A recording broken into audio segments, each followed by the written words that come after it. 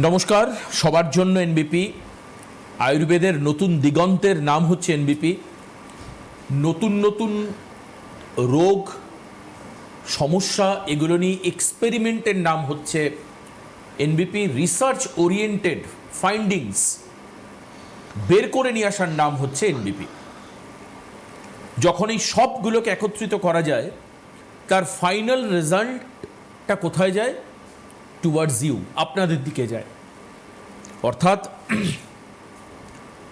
এটা তো বলতে কোনো আপত্তি নেই যে এমন কিছু অবস্থা আছে, এমন কিছু সমস্যা আছে, এমন কিছু রোগ আছে পার্টিকুলারলি, যেটাতে আপনাকে অন্যান্য মেডিসিন আদতে সমাধান করতে পারেনি। বছরের পর বছর আপনি ভুগে যাচ্ছেন, বছরের পর বছর আপনি সিমটমের ট্রিটমেন্ট করছেন, বছরের পর বছর আপনি চিকিৎসা করাচ্ছেন।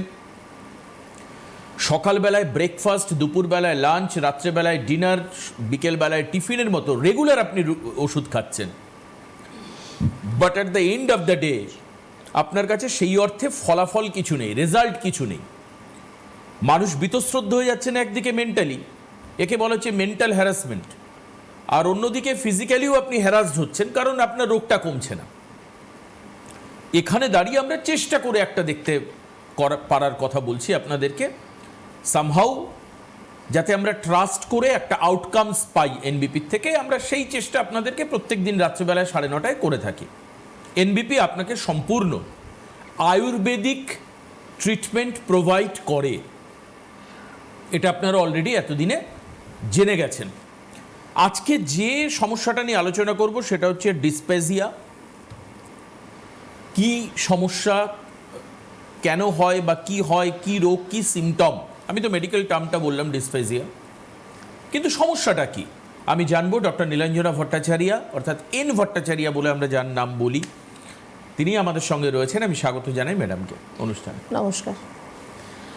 ডিসফেজিয়া একটি সমস্যা, যেটি হচ্ছে আমরা যখন খাবার খাই তখন আমাদের ঢোক গিলতে মানে সোয়ালো করতে সমস্যা হয়, কখনো ব্যথা অনুভব হতে পারে, বা আপনার একটা অবস্ট্রাকশন মনে হবে যে আপনি যখন কোনো খাবার খাচ্ছেন সেটা আপনি ঠিকভাবে সেটা গিলতে পারছেন না, আপনি ঢোক গিলতে পারছেন না, খাবারটা আপনার কোথাও আটকে থাকছে, বা খাবারটা খাওয়ার ইমিডিয়েট পরে আপনার গলায় জ্বালা করছে, আপনার বুকে ব্যথা হচ্ছে, ঠিক আমাদের যে রিব কেজ রয়েছে তার ঠিক নিচের জায়গাটা আপনারটা ডিসকমফোর্ট ফিল হচ্ছে, যে একটু আপনার জ্বালা হচ্ছে বা ব্যথা হচ্ছে, এরকম সমস্যা আপনার মধ্যে যদি দেখা দিচ্ছে সেটাকে আমরা ডিসফেজিয়া বলে থাকি। এবার ডিসপেপসিয়াও একটি অন্য সমস্যা রয়েছে। ডিসপেপসিয়াতে আমাদের পেটের মধ্যে ব্যথা অনুভব হয় বা ডিসকমফোর্ট ফিল হয়, আর ডিসফেজিয়ার মধ্যে আমাদের এই যে খাদ্যনালী যেটা রয়েছে, যেটাকে আমরা জিআই ট্র্যাক্টও বলে থাকি, তার মধ্যেই আপনার সমস্যা। এবার সেখানে আপনার যদি কোথাও কোনো বাধা সৃষ্টি হয়, আমাদের যে ইসোফেগাস রয়েছে, আমাদের ঠিক গলার এইটুকু জায়গায় যে ইসোফেগাস রয়েছে, তার মধ্যে যদি কোনো ধরনের বাধা সৃষ্টি হয় বা যদি সেটা ন্যারো হয়ে যায়, যে সরু হয়ে যাচ্ছে, আপনি তখন খাবার খেলে সেটা আপনি ঠিকভাবে আপনার ওই ইসোফেগাস দিয়ে নিচে নেমে আসবে না। তো একটা ইসোফেজিয়াল ডিসফেজিয়া রয়েছে, আর একটা হচ্ছে ওরোফেরেঞ্জিয়াল ডিসফেজিয়া। ইসোফেজিয়াল ডিসফেজিয়ার মধ্যে আপনি যখন খাবার খাবেন সেটা আপনার গিলতে প্রবলেম হবে, বা কখনো কখনো এরকম হতে পারে যে সেটা আপনার উল্টো দিকে আবার খেলেন একটু পরে, বা উল্টো দিকে মানে মুখ দিয়ে আবার বেরিয়ে আপনার চলে আসছে, আপনার সেই খাবারটা নিচের দিকে নামছে না, একটা জায়গা কিন্তু স্টেগনেন্ট হয়ে যাচ্ছে, আটকে যাচ্ছে, ওই জায়গাটায় বন্ধ হয়ে যাচ্ছে।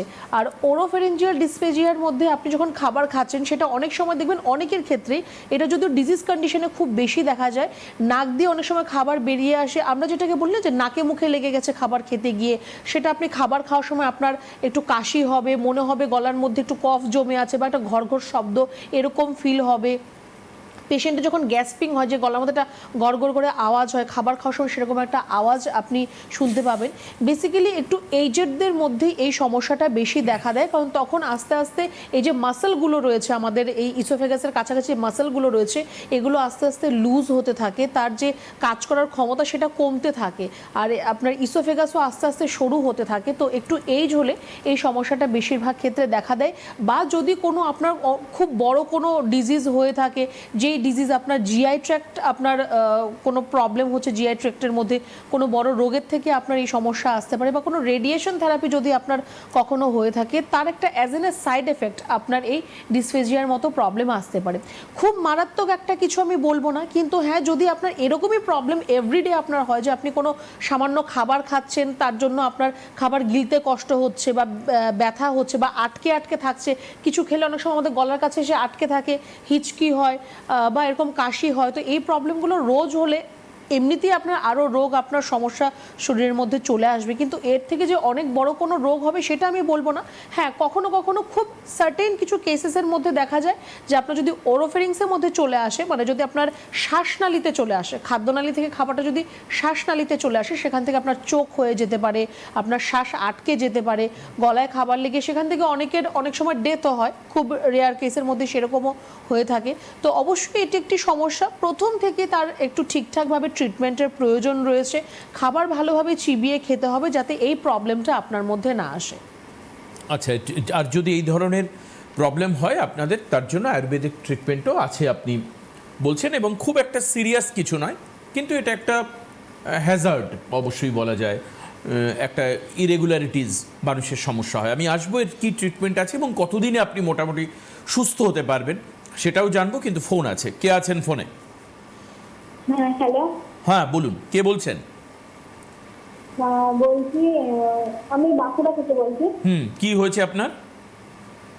হয়েছে বলতে মানে আমার শাশুড়ি মায়ের কোমরে হাড় হয়ে গেছে, তো ওখান থেকে কোমরে হাড় হয়ে যাওয়ার ফলে আমার পায়ে যন্ত্রণা হচ্ছে, বেশিক্ষণ দাঁড়ালে মানে পা ঝনঝন করছে।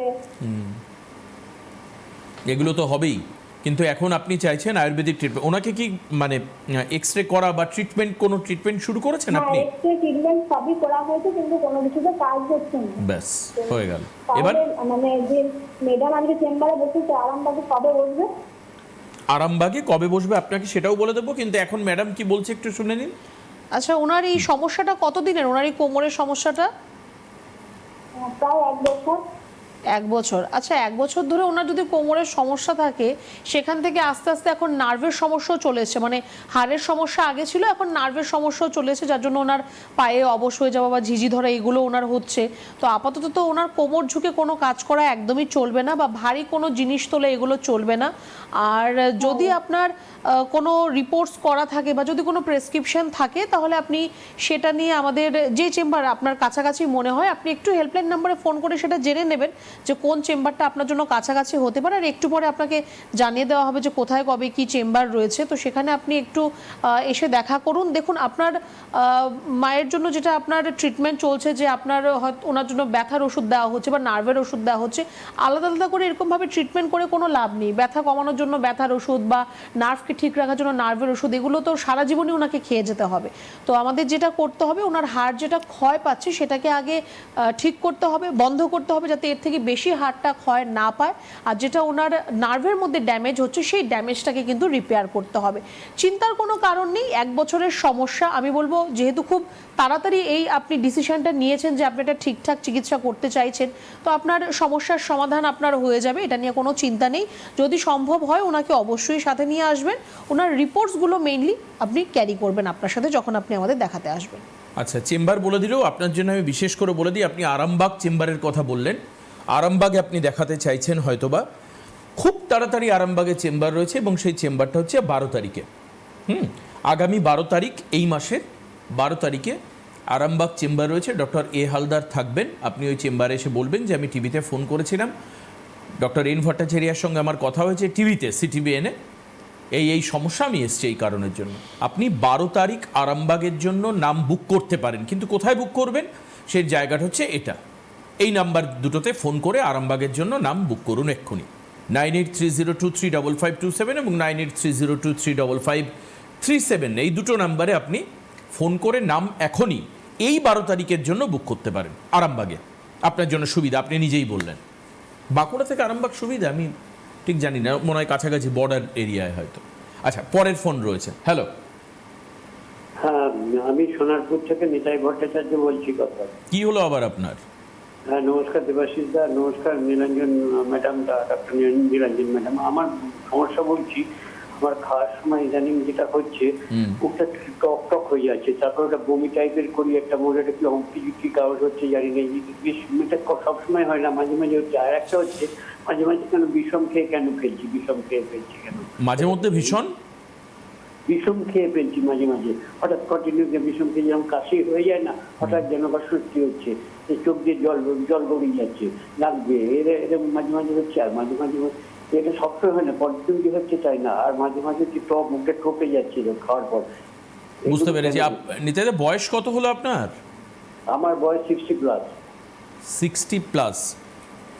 60+, মানে এখন 60+ চলছে? না, 60+ আরো বেশি, আচ্ছা, 60 পার হয়ে গেছি। মানে ম্যাডামকে 60 থেকে 69 পর্যন্ত ধরে নিয়ে চলতে হবে আর কি, তাই তো? হ্যাঁ, ঠিক আছে। আচ্ছা, আপনার প্রত্যেকদিন আপনার স্টুলটা ক্লিয়ার হয়, মানে সকালে আপনার পেট পরিষ্কার হয়? স্টুলের ব্যাপারটা বলছি, মাঝে মাঝে আমি ধরুন ঘুম থেকে উঠি, পেট ব্যথা করে, স্টুলটা ক্লিয়ার হয়। একদিন আবার কি স্টুলটা হয় না, তারপরে চা খেলে তারপরে আবার ধীরে স্টুলটা ক্লিয়ার হচ্ছে। আর একদিন এই জিনিস হচ্ছে, প্রত্যেকদিন আমি খুব সকালে উঠি, 5টার মধ্যে উঠে যাই, একদিন তারপরে চাটা খেয়ে আসি, তারপর ধীরে স্টুলটা ক্লিয়ার হচ্ছে, আর একদিন হয়ে যায়। বেশ, দেখুন, আপনার প্রথমত আপনার যে সমস্যাটা বললেন যে আপনার মুখ টক হয়ে যাচ্ছে বা তেতো হয়ে যাচ্ছে, সেটা আপনার হাইপার অ্যাসিডিটির সমস্যা হচ্ছে। আপনার পেটের মধ্যে অ্যাসিড অতিরিক্ত পরিমাণ উৎপন্ন হচ্ছে। আমাদের পেটের মধ্যে অ্যাসিড আর অ্যালকালাইন দুটোই উৎপন্ন হয়। এবার অ্যাসিডটা অতিরিক্ত উৎপন্ন হওয়ার জন্য আপনার খাবার খাওয়ার পর আপনার মুখ টক হয়ে যাচ্ছে বা তেতো হয়ে যাচ্ছে। এবার এই অ্যাসিডিটির একটা কিন্তু মূল কারণ হচ্ছে আপনার যে স্টুলটা ক্লিয়ার হচ্ছে না। প্রত্যেক দিন আপনার স্টুল ক্লিয়ার হওয়ার প্রয়োজন রয়েছে। সারাদিনে আপনি ঘুম থেকে তাড়াতাড়ি উঠে যান বলেছেন, তো অ্যাটলিস্ট আপনার যদি আর্লি মর্নিং আপনার যদি স্টুলটা ক্লিয়ার না হয়, আপনারই গ্যাস অম্বলের সমস্যা আপনার মধ্যে থেকেই যাবে। তো আমাদেরকে আগে সেদিকে নজর দিতে হবে যে কী করে আপনার স্টুলটা প্রত্যেক দিন হবে আর ক্লিয়ার হবে। হয়তোবা আপনার প্রত্যেক দিন হয়, কিন্তু সাফিসিয়েন্ট যেটা হওয়ার দরকার সেটা আপনার হচ্ছে না, তার জন্য আপনার ইনডাইজেশনের প্রবলেম হচ্ছে। তো আগে এই জায়গাটাকে ঠিক করতে হবে, তাহলে আপনার যে বলছেন যে আপনার মুখ টক হয়ে যাচ্ছে বা তেতো হয়ে যাচ্ছে, সেটা আপনার ঠিক হয়ে যাবে। আরেকটা আপনি যেটা সমস্যা বললেন যে আপনার খাবার খেতে খেতে অনেক সময় বিষম লেগে যায়, আমরা এটা নিয়ে আলোচনা করছিলাম একটু আগে, যে আপনি খাবার খেতে খেতে হঠাৎ করে আপনার হিচকি ওঠা বা আপনার কাশি ওঠা, এই যে সমস্যাগুলো, সেটাই কিন্তু আপনার ডিসফেজিয়ার প্রবলেম আপনার মধ্যে নিয়ে আসছে। খাবারটা চিবিয়ে খাবেন, আস্তে আস্তে খাবেন, তাড়াহুড়ো করে বসে আপনি খাবেন না। আপনার একটু খাবারটা সময় নিয়ে খান, খাবারটা চিবিয়ে খান, আর চেষ্টা করবেন আপনি বারে বারে খাবেন, অল্প অল্প করে খাবেন, তাহলে আপনার অ্যাসিডিটির সমস্যাটাও হবে না। আর যেটা আপনি বলছেন যে খেতে খেতে অনেক সময় আপনার বিষম লেগে যাচ্ছে, সেটাও কিন্তু আপনার হবে না। একটু গরম জল খাবেন, সারাদিন যে জলটা খাচ্ছেন একটু ঈষদুষ্ণ গরম জল আপনি খাবেন, সেটা আপনার পেটের জন্য ভালো হবে। একটু নিজেকে এর মধ্যে রাখুন, আমার মনে হয় এর থেকে আপনার সমস্যার সমাধান অনেকটা হয়ে যাবে। তারপরে যদি প্রয়োজন হয় তাহলে তো আমাদের হেল্পলাইন নাম্বার রয়েছে, কোনো চিন্তার কারণ নেই আপনার। চিন্তার কারণ আছে, তার কারণ আপনি ওনাকে তো চেনেন না। উনি হচ্ছেন প্রায় 20 বছরের আমাদের দর্শক। আমাদের চ্যানেলের বয়স প্রায় 28 বছর, আমি প্রায় 17 বছর এখানে কাজ করি, ওনাকে আমি চিনি। ওনার ক্ষেত্রে একটাই প্রবলেম, এই যে আপনি লাস্টে কথাগুলো বলেন থেমে থেমে খাবেন, আস্তে আস্তে করবেন। এই দাদার একটা প্রবলেম হচ্ছে বাংলা ব্যাকরণ মিথ্যে হচ্ছে। বাংলা ব্যাকরণে ছেদ বা জ্যোতিচিহ্ন বলে একটা বিষয় আছে, ফুল স্টপ, দাঁড়ি, কমা, সেমিকোলন, ওনার সেটা নেই। উনি কন্টিনিউ আনইন্টারাপ্টেড কথা বলেন। উনি আমাদের টেলিকলার। যাই হোক, আপনি সুস্থ থাকবেন। আর এই যে এটা আপনাকে আমি বহুদিন আগে বলেছি যে নিতাইদা আস্তে আস্তে করুন, আস্তে আস্তে চলুন, আস্তে আস্তে কথা বলুন। এই যে আমার নাম নিতাই হচ্ছে, আমার এই হয়েছে, আমার কোনো ছেদ জ্যোতি চিহ্ন নেই মাঝখানে। এটা আস্তে আস্তে ধীরে ধীরে করুন। আপনার স্বাস্থ্য আমাদের সম্পদ, মানে আমি এটাই বোঝাতে চাইছি, we are a big family now. আজকে 28 বছরে আজকে এনবিপি আমাদের একটা সঙ্গী। এই যে দেখুন, আমাদের যারা টেলিকলার মোটামুটি ফোন করেন, তারাও কিন্তু আমাদের এই প্রোগ্রামগুলো দেখেন, এবং এটা একটা খুব বড় প্রাপ্তি যে তাদের সুখ অসুখ, তাদের সমস্যা, বিপদ আপদ, কেনা কাটা, তাদের জীবন, সব কিছু নিয়ে আমরা তাদেরকে অ্যাসিস্ট করার চেষ্টা করি। এটা শুধুমাত্র এনবিপির অনুষ্ঠানে ফোন নয়, এটা একটা বড় পরিবারের মতো বিষয় আর কি। It's like a big family. কে আছেন ফোনে? হ্যালো, নমস্কার। হ্যাঁ বলুন, কে বলছেন? আমি নবদ্বীপ থেকে বলছিলাম, সমীর দাস। আচ্ছা, কি হয়েছে আপনার প্রবলেম? আমার প্রবলেমটা হচ্ছে, আমি কল্যাণী এমসে আজ 1 বছর ধরে দেখাচ্ছি আমার চর্মরোগে। আমার আঙুলগুলো খুব বেড়ে গেছে, প্লাস পা ফুলে ভারী হয়ে যাচ্ছে। আমাকে ওখান থেকে বলেছে যে 1 বছর, আরো 1 বছর পরে আমাকে হাত অপারেশন করতে বলছে। স্যার এটা স্যার আপনাদের আয়ুর্বেদিকের মধ্যে কোনো রকম প্রবলেমের সম্মুখীন হবে? আমার যে আঙুল মাঙুল কোন কাজকর্ম করতে একটা বেকার আছে, অনেকদিন ধরে বসে গেছি আমি। আচ্ছা, আপনার সমস্যাটা আমি ঠিক বুঝতে পারলাম না। আপনি স্কিনের সমস্যা বললেন আপনার। হ্যাঁ হ্যাঁ তো স্কিন মানে কি operation- আঙুল বেঁকে গেছে না কি বললেন না আপনি? হ্যাঁ, আঙুলটা পেকে গেছে, আঙুল পেকে গেছে। আঙুল বেঁকে যাওয়া মানে সেটা কি স্কিনের প্রবলেম নাকি? মানে আপনার আঙুলগুলো এরকম চামড়াগুলো টান টান হয়ে গিয়ে আঙুলটা বাঁকা হয়ে যাচ্ছে, এরকম হচ্ছে কি? হ্যাঁ পেকে গেছে, কিছু তুলতে হচ্ছে, মানে একটা কলম পর্যন্ত ধরতে পারছি না। ও ব্যথা আছে তার সাথে? হ্যাঁ হ্যাঁ ব্যথা আছে। ব্যথা আছে, আপনার ব্যথার সমস্যাও আছে, আর চামড়াগুলো টান টান হয়ে গিয়ে আপনার আঙুলটা বাঁকা হয়ে যাচ্ছে, তাই তো? হ্যাঁ হ্যাঁ আপনার স্ক্লেরোডার্মার সমস্যা রয়েছে। আমার এর জন্য কনফিউশন হচ্ছিল যে আপনি স্কিনের সমস্যা বলে অপারেশনের কথা কেন বলছেন। এটা কি অপারেশন তো উনি বললেন লাস্ট? হ্যাঁ, কারণ এই, হ্যাঁ, আর কিছু বলবেন আপনি? হ্যাঁ কল্যাণী এমস থেকে আমাকে অপারেশনের কথা বলেছে। বেশ, হ্যাঁ ওটাই তো, হ্যাঁ বেশ। শুনুন কি হবে, দেখুন, কি হতে পারে। আপনার এই স্ক্লেরোডার্মার সমস্যাটা তার উৎপত্তি কিন্তু আপনার স্কিন থেকে, সেটা গিয়ে আপনার শেষ হয়েছে আপনার হাড়ের মধ্যে গিয়ে, আর্থ্রাইটিসের মধ্যে গিয়ে। যেরকম সোরিয়াসিসও একটি সমস্যা রয়েছে, সোরিয়াসিস থেকে সোরিয়াটিক আর্থ্রাইটিস হয়ে যায় অনেকের। তো আপনার স্ক্লেরোডার্মা যে সমস্যাটি, সেটিও কিন্তু আপনার স্কিন থেকে আপনার যে স্মল জয়েন্টসগুলো যে রয়েছে, আমাদের এসব যে স্মল জয়েন্টস রয়েছে, এগুলোকে কিন্তু গিয়ে ডিস্টার্ব করে, ওখানে গিয়ে আপনার ব্যথা হবে। এবার আপনাকে সার্জারির জন্য বলা হয়েছে যাতে আপনার এই হাড়ের সমস্যাগুলো ঠিক হয়। সেটা না হয় হলো, কিন্তু আপনার স্কিনের সমস্যাটার কি হবে? স্ক্লেরোডার্মা একটা খুব রেয়ার ডিজিজ আমি বলবো না, কিন্তু যথেষ্ট একটা কিন্তু ডিফিকাল্ট ডিজিজ। সেটার কিন্তু ঠিকভাবে যদি আপনার ট্রিটমেন্ট না হয়, তাহলে কিন্তু আলটিমেটলি আপনার হাত পা সব দেখবেন বাঁকা হয়ে যাচ্ছে। আপনি বললেন যে আপনি এখন কিছু ধরতে পারছেন না, কোনো কাজ করতে পারছেন না। এটা কিন্তু আপনার আলটিমেট এরকম হবে যে আপনি একদম শয্যাশায়ী হয়ে যাবেন, বেড রিডেন হয়ে যাবেন। তো একটুখানি আমি আপনাকে বলবো যে অপারেশনের কোনো দরকার নেই। আপনার মেডিকেশনের মাধ্যমে আর পঞ্চকর্মা থেরাপির মাধ্যমে এই সমস্যার থেকে আপনার সমাধান আসতে পারে, কিন্তু তার জন্য আপনাকে একটু কষ্ট করতে হবে। আপনি খুব সম্ভবত নবদ্বীপ থেকে ফোন করছেন। আমাদের কৃষ্ণনগরে চেম্বার রয়েছে। একটুখানি আপনি জেনে নেবেন যে কবে কোথায় আপনি এলে ডাক্তারবাবুকে দেখাতে পারবেন। ইমিডিয়েটলি আমি আপনাকে বলবো, দেরি না করে ইমিডিয়েটলি আপনি যোগাযোগ করুন। আপনার যা প্রেসক্রিপশন রিপোর্টস আপনার যাই রয়েছে, এতদিন আপনি যা চিকিৎসা করেছেন, সেগুলোকে অবশ্যই সাথে করে নিয়ে আসবেন। সমস্যার সমাধান রয়েছে, ভয় পাবেন না, একদমই ঘাবড়ানোর কোনো দরকার নেই। আপনি আপাতত যে চিকিৎসায় রয়েছেন সেটা আপনি করান। আমরা যখন আপনাকে দেখব, তারপর কি করতে হবে, কিভাবে আপনি থাকবেন, কোনটা আপনার জন্য ভালো হবে, সবটা আমরা আপনাকে গাইড করব। তবে একটু তাড়াতাড়ি আপনি যোগাযোগ করবেন।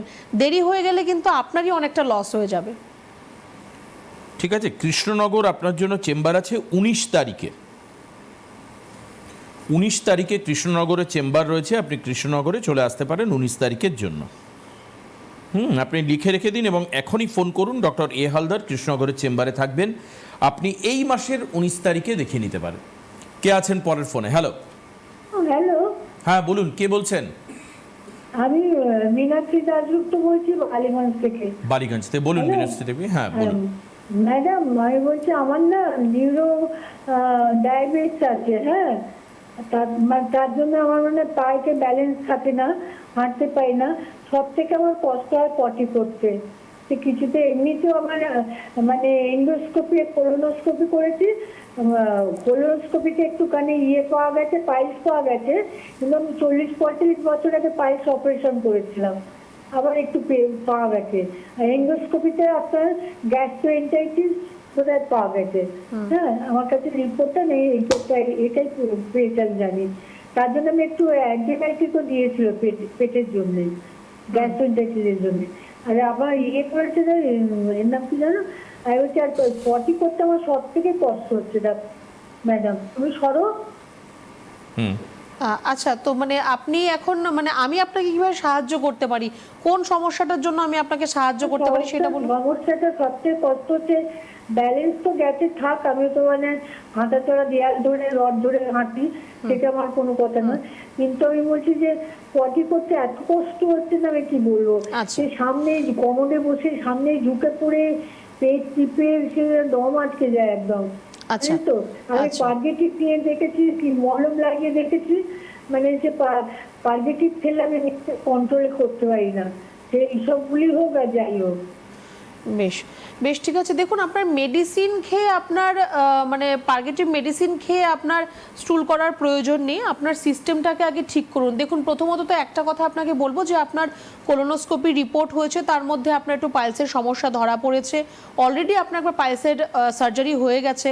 তো প্রথম কথা তো আমি প্রত্যেকের জন্য এই কথাটা বলবো যে দেখুন, একবার সার্জারি হয়ে যাওয়ার পরও কিন্তু আরেকবার আপনার মধ্যে পাইলস, ফিস্টুলা এই সমস্যাগুলো আসতে পারে। এই একটা উনি উদাহরণ। দ্বিতীয় কথা আমি আপনাকে বলবো যে আপনি ফাইবার জাতীয় খাবার বেশি করে খান, মানে যেটা আঁশযুক্ত খাবার আমরা যেটাকে বলি, সেগুলো আপনি একটু বেশি করে খান। আপনার প্রত্যেক দিন খাদ্য তালিকার মধ্যে সবুজ শাক অবশ্যই থাকতে হবে, সবজি আপনি খান, ফল যেগুলো খোসা সমেত খাওয়া যায় আপনি সেই ফলগুলো খোসা সমেত খাবেন, খোসা ছাড়িয়ে খাবেন না।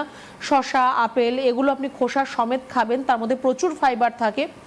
আর একটু গরম জল খাওয়া আপনিও শুরু করুন। সারাদিনে আপনি মোটামুটি 3 লিটারের মতো জল খাবেন, সেটা ঈষদুষ্ণ গরম জল আপনি খাবেন।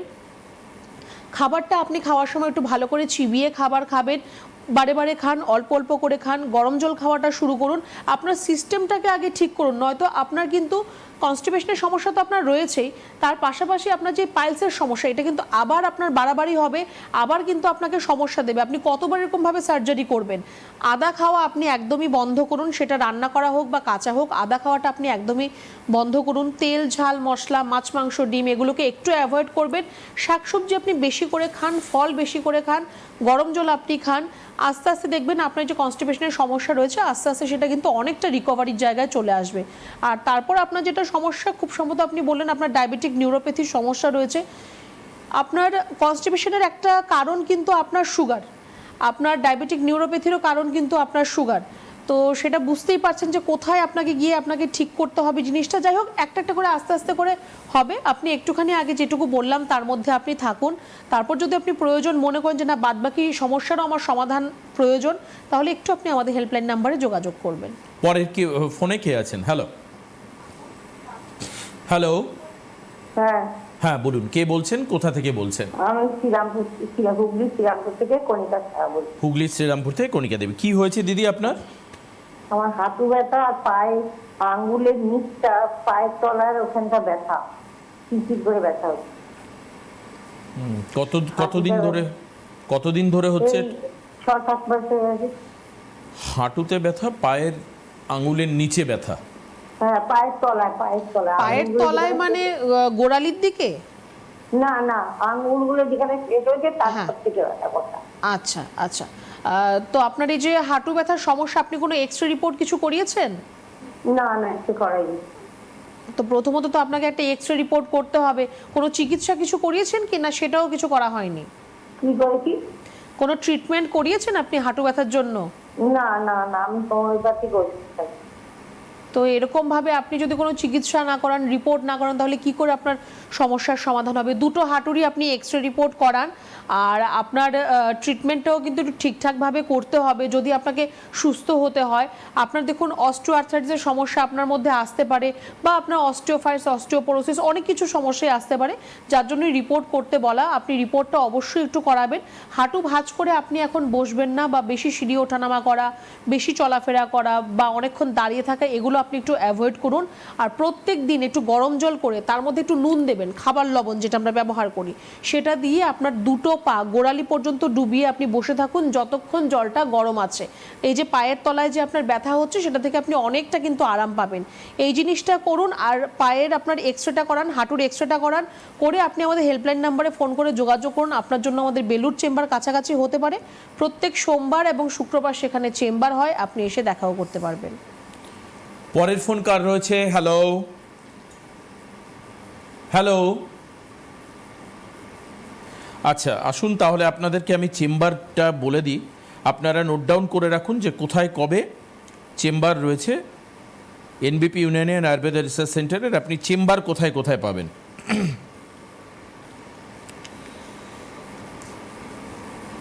দেখুন, 10 তারিখ হচ্ছে রায়গঞ্জে, আজকে কত, 9 তারিখ তো না, 10 তারিখ হচ্ছে রায়গঞ্জে চেম্বার রয়েছে। হ্যাঁ, এস ঘোষাল থাকবেন। 11 তারিখে মেদিনীপুরে চেম্বার রয়েছে, director sir doctor B Sharma থাকবেন। এস ঘোষাল থাকবেন হচ্ছে মালদার চেম্বারে 11 তারিখ। 11 তারিখে আরও দুটো চেম্বার রয়েছে, যে দুটো হচ্ছে বর্ধমান এবং বাঁকুড়াতে। সেই দুটো চেম্বারে থাকবেন এন ভট্টাচার্য থাকবেন হচ্ছে বর্ধমানে, বাঁকুড়াতে আপনি পাবেন হচ্ছে ডক্টর হালদারকে, হালদারকে। 12 তারিখ চেম্বার হলো হচ্ছে আপনার বোলপুরে চেম্বারে ডক্টর এন ভট্টাচার্যকে পাবেন। কোচবিহারের চেম্বার রয়েছে 12 তারিখেই, 12 তারিখ কোচবিহার চেম্বারে আপনি ডক্টর এস ঘোষালকে পাবেন। হালদারকে পাবেন হচ্ছে আরামবাগে 12 তারিখে। 16 তারিখের চেম্বার হলো হচ্ছে বনগাঁতে এস ভাদুরীকে পাবেন, ডক্টর হালদারকে পাবেন ক্যানিংয়ে 17 তারিখে। 18 তারিখের চেম্বারটা একটু মাথায় রাখুন, 18 তারিখ হচ্ছে শিলিগুড়িতে চেম্বার রয়েছে, ডক্টর বি শর্মা থাকবেন। 18 তারিখে দুর্গাপুরে চেম্বার রয়েছে, এন ভট্টাচার্য থাকবেন। 18 তারিখে খড়গপুরে চেম্বার রয়েছে, ডক্টর এস ভাদুরী থাকবেন। আর হচ্ছে বহরমপুরে চেম্বার রয়েছে, বহরমপুরে চেম্বারে ডক্টর হালদার থাকবেন। চলে আসছি 19 তারিখের চেম্বারে। 19 তারিখে হচ্ছে গুয়াহাটি চেম্বার রয়েছে, ডক্টর বি শর্মা থাকবেন। তারপর গঙ্গারামপুর চেম্বার রয়েছে 19 তারিখে, গঙ্গারামপুরে থাকবেন হচ্ছে এস ঘোষাল। এন ভট্টাচার্য থাকবেন হচ্ছে আগরতলাতে 19 তারিখ। 19 তারিখে কৃষ্ণনগরে চেম্বার রয়েছে, কৃষ্ণনগরে ডক্টর হালদার থাকবেন। আর জামশেদপুরে চেম্বার রয়েছে 19 তারিখে, জামশেদপুরে এস ভাদুরী থাকবেন।